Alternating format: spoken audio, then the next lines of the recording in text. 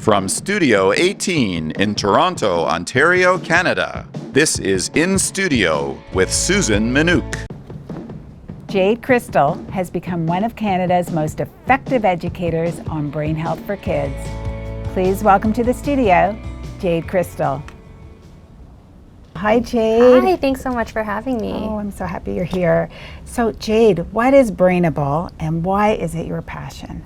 So Brainable is a program designed to teach students in grades 5 through 8 all about the brain and brain health. In this presentation, we teach them what they can do to protect their brains for the future and also improve their current brain health. As I mentioned, for students in grades 5 through 8, it's offered in either English or French by a qualified teacher.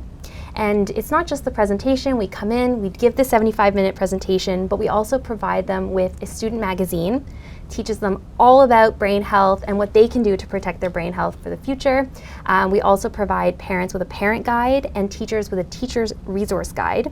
It contains 3 follow-up activities and an assignment based around what the students learned in the presentation and in the magazine.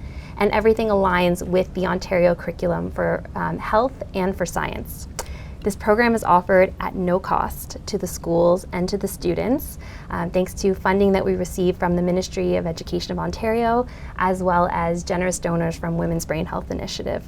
In terms of my passion, prior to my role with Brainable, I was actually a middle school teacher. So I was teaching students about health, teaching them about what they can do to protect their health, their current and future health. But I was also taking part in Women's Brain Health Initiative's Millennial Minds program, which is a program for individuals between the ages of 20 and 40 looking to protect their cognitive health for the future. So as I'm planning my lessons for my students, I'm going back to everything I learned as part of the Millennial Minds program. I learned about that our brains peak in our 20s and start to decline if we don't take care of ourselves. So I thought, why are we not teaching this to students who are younger than 20, who can make lifestyle changes now to protect their brains for the future? And so I approached Lynn about the idea, and after some brainstorming together, Brainable was born. Amazing and so necessary. What is the most challenging part? Well, funny enough, of having created Brainable. It's funny because our greatest challenge is just that there's so much demand. So we piloted the program in December of 2021. We began the actual program in January of 2022. Within a couple of months, we were fully booked for the year.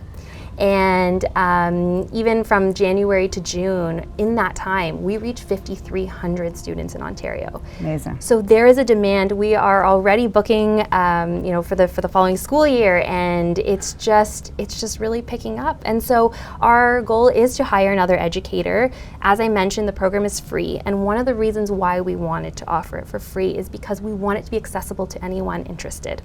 And so, we have interest from outside the GTHA, outside of Ontario, even outside of Canada, which is unbelievable. So I think it's actually the greatest problem to have is the fact that people understand that this is important. And so our goal is to keep on growing the program so that we can reach those who are interested.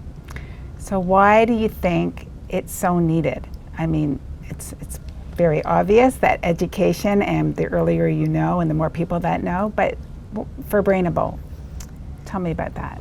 Yeah, I think a lot of people, they wonder, why am I teaching, students about Alzheimer's and dementia and brain aging diseases when they're 10 to 14 years old? Mm-hmm. And it's because it's more than just the brain aging diseases. It's about protecting their current brain health and improving their current brain health.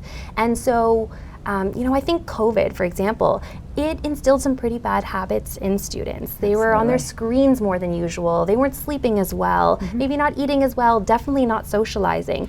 Those are important for brain health. Okay. And so we go into the schools and we educate them about what they can do to protect their current brain health, while also giving them tips and tricks for protecting their cognitive vitality for the future as well.